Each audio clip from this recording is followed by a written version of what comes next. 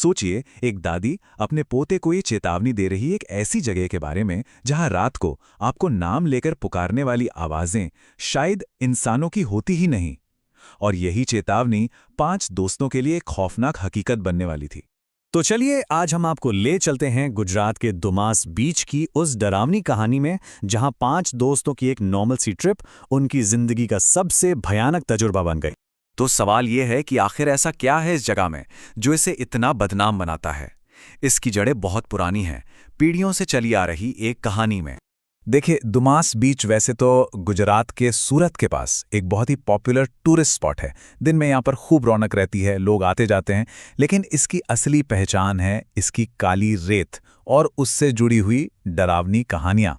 वहाँ के लोग मानते हैं कि ये बीच सदियों तक एक शमशान घाट हुआ करता था।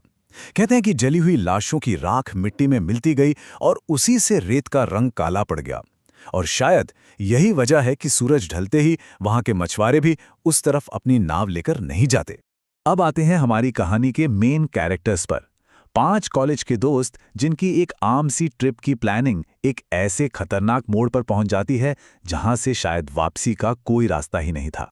तो होता यह है कि ग्रुप में बहस छिड़ जाती है। मयूर, जो उसी इलाके का रहने वाला था, सबको अपनी दादी की चेतावनी के बारे में बताता है। दूसरी तरफ है कुशल, जो एडवेंचर के लिए एकदम तैयार है। रिया और आरव को ये आइडिया बिल्कुल पसंद नहीं आता, जबकि नील, वो चुपचाप सब देख रहा होता है और बस इतना कहता है, हर डरावनी कहानी की शुरुआत ऐसे ही तो होती है। खैर, काफी बहस के बाद सब एक बात पर राजी होते हैं। एक नियम बनता है, वो सिर्फ दिन के उजाले में बीच पर जाएंगे और सूरज ढलने से पहले पहले वहां से वापस आ जाएंगे। कोई एडवेंचर नहीं, कोई खतरा मोल नहीं लेना है। लेकिन जैसे ही वो दुमास बीच पर कदम रखते हैं, दिन की रोशनी और भीड़ के बावजूद कुछ ऐसी अजीब चीजें होनी शुरू हो जाती हैं जो उन्हें बेचैन कर देती हैं। दिन के वक्त दुमास को देखकर कोई कह ही नहीं सकता कि यहाँ कुछ गड़बड़ है। ऐसा लगता है जैसे कोई मेला लगा हो, बच्चे खेल रहे हैं, परिवार घूम रहे हैं, सब कुछ एकदम नॉर्मल। लेकिन इस नॉर्मल सी दिखने वाली जगह के नीचे एक गहरा डर छिपा हुआ है जो बस रात होने का इंतजार करता है। रिया के दिमाग में पहला सवाल यही आता है, यार ये रेत इतनी काली क्यों है? और तभी नील नोटिस करता है कि रेत काफी ढीली भी है, मतलब जैसे उसके नीचे कोई गड्ढा हो।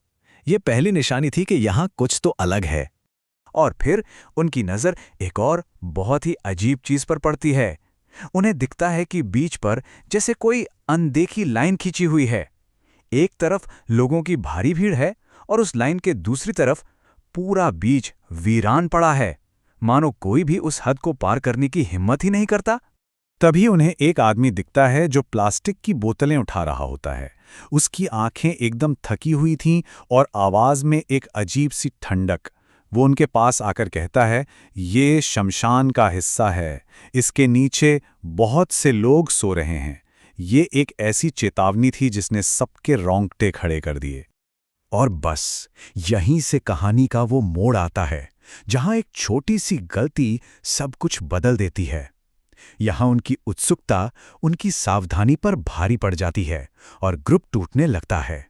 कुशल को उस वीरान हिस्से में दूर एक पुराना खंडहर दिखाई देता है और वो वहां जाने की जिद करने लगता है। रिया और आरव साफ मना कर देते हैं। मयूर और कुशल आगे बढ़ जाते हैं। नील भी थोड़ा झिझकते हुए उनके साथ जाता है, पर कुछ दूर चलने के बाद उसे एक अजीब सी घबराहट होती है और वो भी वापस लौट जाता है। अब उस वीरान हिस्से में मयूर और कुशल बिल्कुल अकेले थे। वो घड़ी में देखते हैं, शाम के 4 बजे थे। उन्होंने सोचा, अरे 1 घंटा ही तो है, आराम से घूमकर 6 बजे तक निकल जाएंगे। उन्होंने आने वाले खतरे को बहुत बहुत हल्के में ले लिया था। अब शुरू होती है वो भयानक रात, जहां अंधेरा घिराता है और मयूर और कुशल को एहसास होता है कि वो एक ऐसे जाल में फंस चुके हैं जहां से निकलना नामुमकिन है। जब वो उस खंडहर से वापस मुड़ते हैं तो अंधेरा हो चुका था। वो वापस चलने की कोशिश करते हैं, पर उन्हें एहसास होता है कि कुछ बहुत गलत है। ऐसा लग रहा था मानो बीच का कोई अंत ही नहीं है। वो जितना चल रहे थे, रास्ता उतना ही लंबा होता जा रहा था। वो भटक चुके थे। और फिर शुरू होता है वो सिलसिला जो उनके होश उड़ा देता है। पहले हवा में फुसफुसाते हुए कोई उनके नाम पुकारता है, फिर एक जानी पहचानी आवाज जो बिल्कुल मयूर की दादी जैसी थी। अचानक हवा में जलती लकड़ी की गंध फैल जाती है। फिर न जाने कहां से 10-12 कुत्ते आकर उन्हें घेर लेते हैं। कुछ देर बाद वो एक अंतिम यात्रा का जुलूस देखते हैं जो उन्हीं की तरफ दौड़ता हुआ आता है। और आखिर में समंदर से एक बहुत बड़ी चमकती हुई परछाई बाहर निकलती है। मयूर का चेहरा डर से सफेद पड़ जाता है। वो कांपते हुए कुशल को बताता है कि ये आवाज उसकी दादी की है। वो दादी जो 8 साल पहले अचानक गायब हो गई थी और जिनका आज तक कुछ पता नहीं चला। ये एहसास उनके डर को तोड़कर रख देता है। उस रात का लगातार खौफ, वो भाग दौड़ और डर, आखिर में उनका शरीर और दिमाग दोनों जवाब दे गए। थकान और खौफ से वो दोनों वहीं रेत पर गिरकर बेहोश हो जाते हैं। तो उस रात के बाद क्या हुआ? चलिए देखते हैं कि उस एक रात के अनुभव ने उन दोनों पर क्या और कैसा निशान छोड़ा। अगली सुबह जब उनके दोस्त और पुलिस उन्हें ढूंढते वहां पहुंचे तो वो दोनों पानी के किनारे बेहोश पड़े मिले। उन्हें बहुत तेज बुखार था और वो गहरे सदमे में थे। कई दिनों बाद जब उनका बुखार कुछ कम हुआ तब जाकर उन्होंने कांपते हुए उस रात की पूरी कहानी बताई।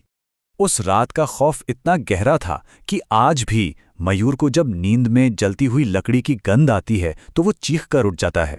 तो आखिर में सवाल यही उठता है, क्या दुमास बीच जैसी जगहों की कहानियां सिर्फ मनगढ़ंत बातें हैं या फिर ये वो चेतावनियां हैं जिन्हें नज़रअंदाज करने की कीमत बहुत भारी पड़ सकती है? इसका जवाब शायद वहीं की काली रेत में कहीं दफन है।